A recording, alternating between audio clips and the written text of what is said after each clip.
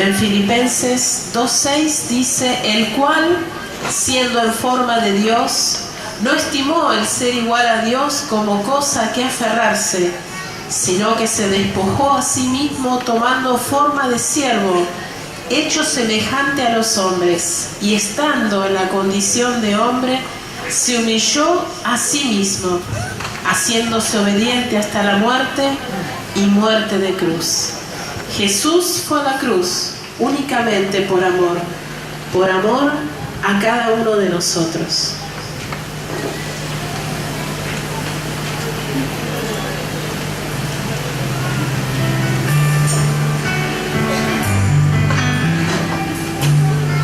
Sobre todo poder y rey, sobre toda humanidad y ley, sobre todo lo creado por tu mano, tú inventaste todo, mi Señor. Sobre todo reino y nación, maravillas que el mundo conoció, sobre toda riqueza y esplendor, nada se compara a ti, mi Dios.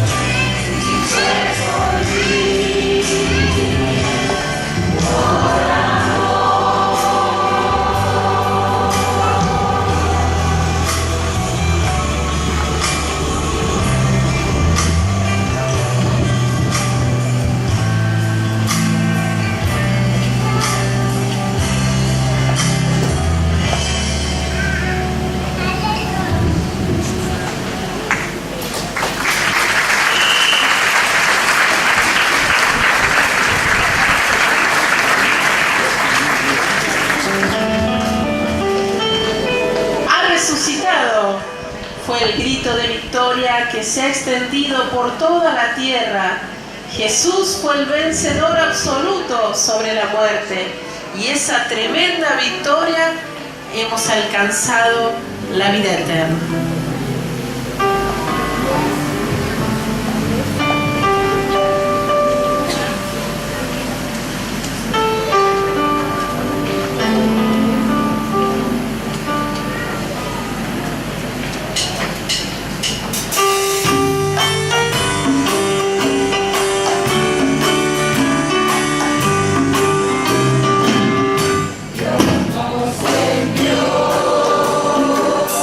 A su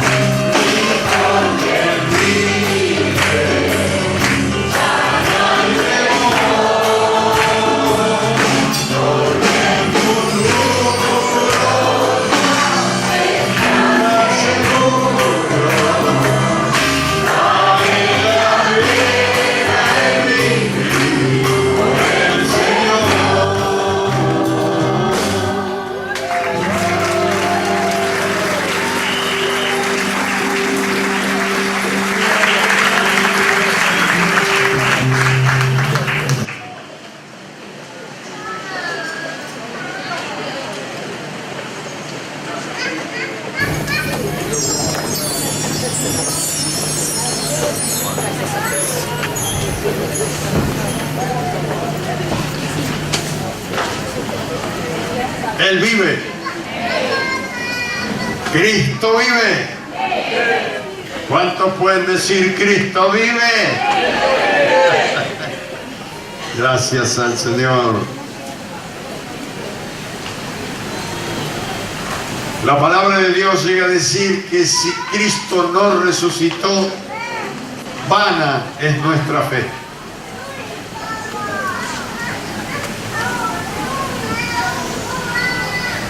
Qué lindo poder oír y qué lindo es poder cantar al Señor. Hay un coro gospel que ha venido a la Argentina, no sé si usted tuvo la oportunidad de escucharlos, que son todos negritos que cantan muy lindo.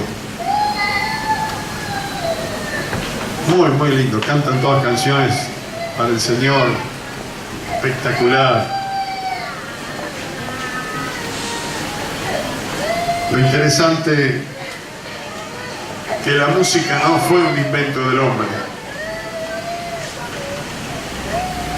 La Biblia nos dice que cuando Dios creó los cielos, Luzbel, que después fue Satanás, pero Luzbel fue creado para andar entre los músicos. Era como el que dirigía la música en el cielo. Se movía entre los tamboriles, entre la música. Qué cosa preciosa, ¿eh? ¿Cuántos saben que la música es el único idioma universal hasta ahora? Usted pone una partitura acá, se sienta un inglés, un francés, un chino, un español, y todos entienden el canto, tocan lo mismo. Maravilloso.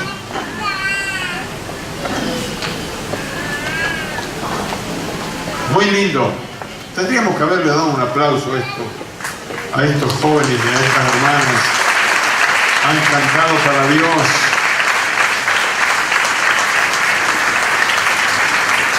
Siempre decía un pastor que cuando lleguemos al cielo, los ángeles van a aplaudir a la iglesia. Acá nos cascotearon, nos dijeron locos, nos dijeron de todo, ignorantes, pero allá nos van a aplaudir.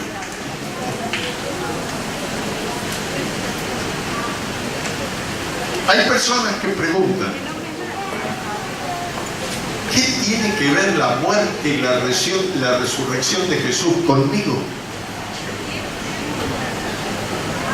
Cuando uno le predica y le anuncia a Jesús, sale con una cosa parecida. ¿Y de qué me sirve si yo lo que necesito es tal cosa? O supóngase, yo lo que necesito es salud, yo lo que necesito es plata, yo lo que necesito es paz en mi hogar. ¿De qué me sirve la muerte de Jesús y la resurrección?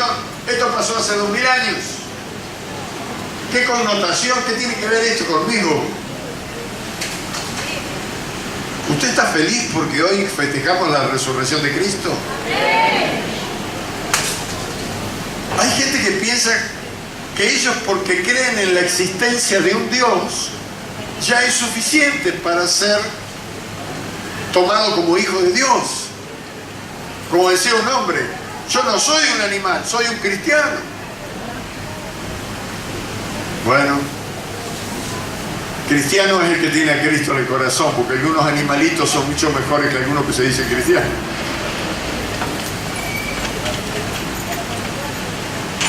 Otras personas dicen que porque son buenas, ya creen que Dios tiene que tenerlos en consideración. Buenas de acuerdo al parámetro de medida de ellos. Yo no maté a nadie, yo no robé nunca, yo fui un buen hijo, después fui un buen padre, después fui un buen esposo, y la mujer dice lo mismo, fue una buena hija, después fui una buena madre, después fui una buena esposa, fiel en todo, luché y bueno, estoy llegando al fin de los días. Si no tiene a Cristo, ¿qué dice la vida?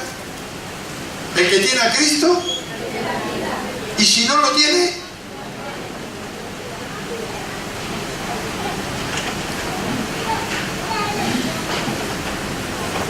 el hombre no sabe, el hombre en términos genéricos, no sabe que muere por causa de la rebelión que un día Adán tuvo con Dios. Yo lo he dicho muchas veces en este púlpito que Los médicos, hablando a veces con algunas hermanas que son instrumentistas aquí, les han dicho que ellos no entienden por qué el ser humano tiene que morir. Porque está preparado, las células cada 7 años lo hacen nuevo a la persona, se renueva totalmente cada 7 años. Cada 7 años usted es una persona nueva, pero no entienden por qué se muere. Está preparado para que no muera.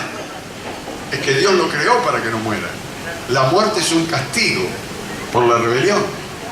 Es el hombre el que se apartó de Dios, no Dios se apartó del hombre. Y cuando el hombre se aparta de Dios, se le va la vida, porque la vida es Dios. Y comenzó, dice la Biblia, a morir. El hombre no sabe que después de la muerte física, la vida continúa. No lo sabe.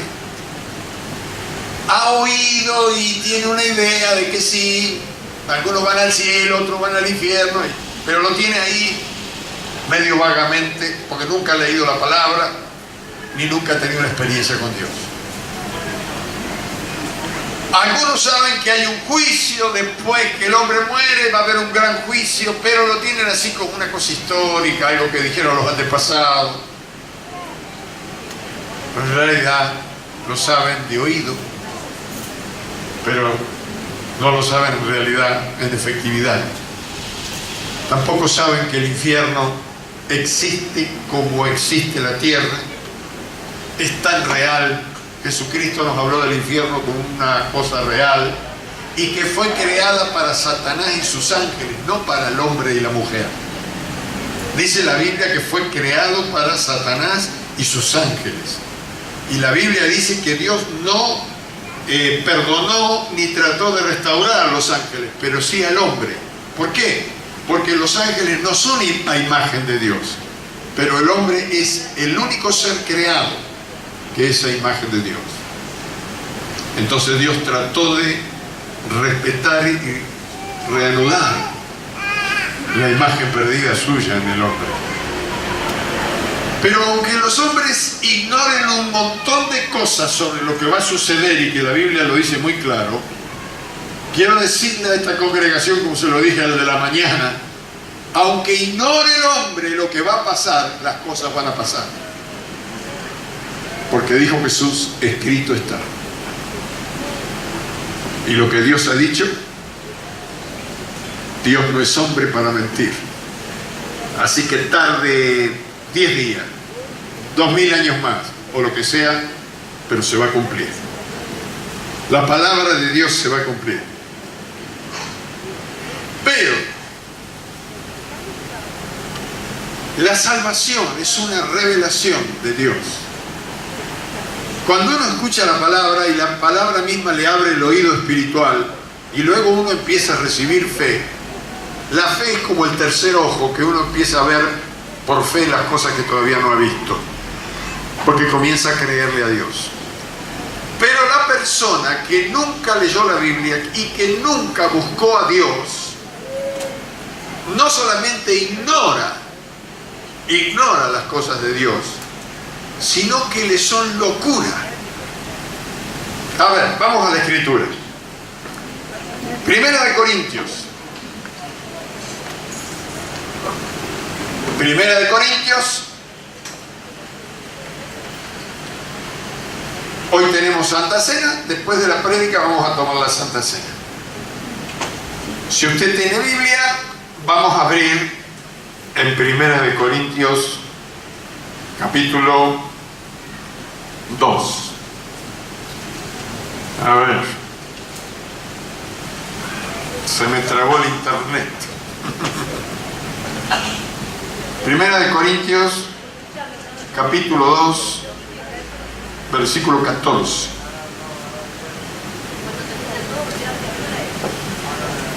Primera de Corintios capítulo 2, versículo 14 dice: pero el hombre natural, la antigua versión de Reina Valera dice: pero el hombre animal. Casi es ofender al animal, por eso le pusieron el hombre natural. Pero el hombre natural no percibe las cosas que son del Espíritu de Dios, porque para él ¿Qué son? ¿Por qué son locuras? Y no las puede entender, porque se han de discernir espiritualmente. En cambio, el espiritual, la persona espiritual, juzga todas las cosas de acuerdo y a la luz de la palabra, pero él no es juzgado de nadie. ¿Por qué? Porque ¿quién conoció la mente del Señor? ¿Quién le va a instruir a Dios? ¿Quién le instruirá? Más nosotros tenemos la mente de Cristo. La mente es como una computadora que recepciona datos. Nosotros somos los que tenemos los datos de la palabra de Dios. Entonces pensamos como Dios. ¿Cuántos me entienden? Dicen amén. Por eso dice que tenemos la mente de Cristo, porque hemos recibido la palabra, y cuanto más estudiamos la palabra, más sabemos de Dios. Amén. Pero el hombre natural, el que nunca leyó la palabra, el que no le interesa congregarse, el que dice que no tiene tiempo, pero ¿sabe cuando se está por morir cómo tiene tiempo? Cuando aparece la vieja de la guadaña y dice, quiero un pastor, quiero un rabino, quiero un cura, quiero ir a una iglesia. Ese se encariñó de golpe. Después Dios lo sana y dice, no tengo tiempo. Esto lo hemos visto. Mire, no solamente el hombre natural. La vida misma nos dice a nosotros que los sabios de este mundo no pueden entender la sabiduría de Dios. Por supuesto, la Biblia lo va a decir. Está en Corintios, ¿verdad? Bueno, vaya al capítulo 3. Ya Dios lo dice, mire. No estamos hablando de gente común, sino de sabios ahora. 1 Corintios 3, versículo 19. Poneme un poco más de mono acá en el retorno. 1 Corintios 3, gracias. Versículo 19, y vamos a leer el 20 también. Dice, 3:19, porque la sabiduría de este mundo es insensatez para con Dios.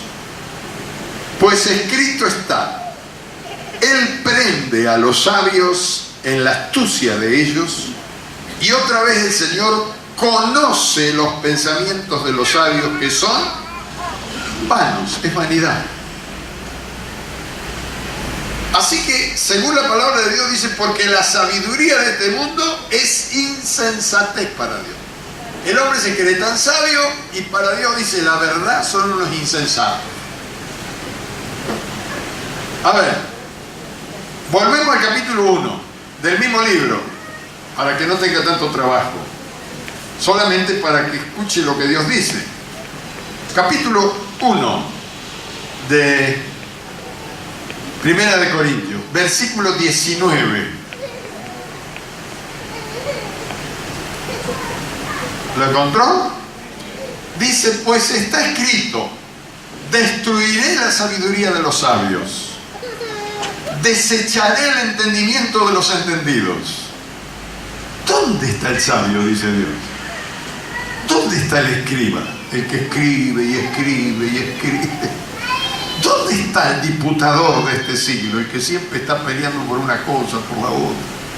¿No ha enloquecido Dios la sabiduría del mundo? Y ahora Pablo va a jugar con las palabras. Mire, pues ya que la sabiduría de Dios, ¿de qué sabiduría está hablando? De la de Dios. Dice, pues ya que la sabiduría de Dios, ya en la sabiduría de Dios, el mundo no conoció a Dios mediante la sabiduría. ¿De qué sabiduría habla? De la del hombre, muy bien. Agradó a Dios salvar a los creyentes por la locura de la predicación. Bueno, más abajo va a decir, unos piden señales, otros buscan sabiduría, la sabiduría humana. La locura de la predicación. Quiero decirle lo que piensan sus vecinos, sus amigos. Usted está sentado acá y para ellos usted está escuchando a un loco que le está metiendo locuras en la cabeza. No lo digo yo, está acá. Dice que Dios se ríe de los sabios de este mundo y salva a los que creen en Él por lo que el mundo llama locura. Es una locura. ¿Cómo va a creer en algo que no vio? Como decía la hermana Guillermina, que nos enseñaba acá, operador social, cuando le pregunté qué piensa la psicología de las cosas espirituales, de la vida espiritual. Bueno, dice la psicología, lo que no puede explicar lo rechaza. Por eso es una ciencia muerta. Pero Dios no está muerto. Está vivo. Y la palabra de Dios permanece para siempre. Miren, le estaba comentando a mi esposa que ella tuvo que hacer un trámite y yo salí a caminar el viernes. Siempre cuando voy con mi esposa caminando, cuando llegamos allá a la punta, a Córdoba, paramos para tomar un cafecito y recuperar las energías que gastamos. Caminamos para adelgazar, pero después nos tomamos un café con leche.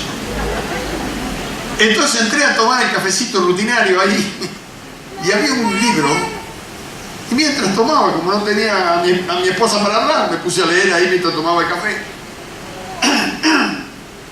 Me llamó la atención que el título que había acá decía: la ciencia no puede probar la existencia de Dios y menos negarla. Interesante, ¿no? Entonces me puse a leer. Lo anoté acá para no olvidarme. Mire, según un estudio en el año 1990, se encontró que en los científicos existe un porcentaje mayor de creyentes en Dios que entre quienes desarrollan otras actividades. A partir del año 1990, mire cuántos años pasaron, porque al principio la ciencia estaba en contra de la fe en Dios. ¿Qué encontraron? Que a medida que avanza la ciencia, los científicos que estudian se van dando cuenta que Dios existe. Luego decía, la ciencia no puede probar la existencia de Dios y menos negarla. El descubrimiento de los telescopios y su definición para muchos científicos es innegable la existencia de Dios. Claro, comenzaron a mirar con esas lentes tan grandes, ya son edificios los telescopios, y empezaron a ver un mundo que no veíamos, galaxias, soles, estrellas, planetas. Se volvieron locos y dicen, no, acá el Big Bang no tiene nada que ver. Es como dice Maradona, no existís. Es tremendo, es tan grande el mundo de la creación que dice, no, esto tiene que ser una mente superior. No puede ser que ¡pum!, explotó, hubo una explosión y salieron globitos para todos lados. Y se formó todo. Y luego más abajo decía lo que dijo Einstein. La fe en Dios, dijo Einstein, la fe en Dios sin la ciencia está ciega. Porque él decía que los creyentes creen sin ver, entonces están ciegos. Vio que la Biblia dice, fe es la certeza de lo que se espera y la convicción de lo que no. Entonces Einstein dice, los creyentes están ciegos. No lo han visto y andan a tientas. Pero luego agregó, y la ciencia, que era él, sin la fe en Dios, está coja, está recta. ¿Por qué? Porque la ciencia llega a tal punto, viene bárbaro, llega a un punto que no, se le quemaron los libros. Y si no cree en Dios, se le terminó la ciencia. Entonces terminó diciendo que la ciencia y Dios, la ciencia lo único que hace es corroborar que lo que Dios dijo era la verdad. En otros tiempos la ciencia y la fe, decía este libro, en la palabra de Dios, fueron vistas como dos formas de ver el universo. Inclusive la ciencia fue acusada de enterrar la fe y de matar a Dios. Esto es de muchos años para atrás. Hoy la mayoría de los científicos han leído la Biblia y han tenido que declarar que Dios tenía razón. Aunque no lo entienden, porque están enloquecidos. Hay muchas cosas que la Biblia no le explica, pero ellos lo van a tener que creer. Pero escuchando por televisión, me asombró un predicador. Esa no la tenía, ¿no? ¿Ustedes saben quién es Francis Crick? Francis Crick, el premio Nobel de Ciencia en este momento, porque fue el descubridor del ADN. Este hombre con tanta capacidad descubrió el ADN, cambió ahora la medicina, está cambiando todo por el descubrimiento de este hombre. Están diciendo los médicos que vamos rumbo a un descubrimiento que ya no vamos a necesitar remedios. Porque al descubrir el ADN van a ir directamente al causante de la enfermedad, ¡pum!, arreglan ahí. No sé, solamente la ciencia sabe. ¡Qué maravilla! Ahora, el hombre con tanta ciencia que descubre el ADN, dice que el ADN fue traído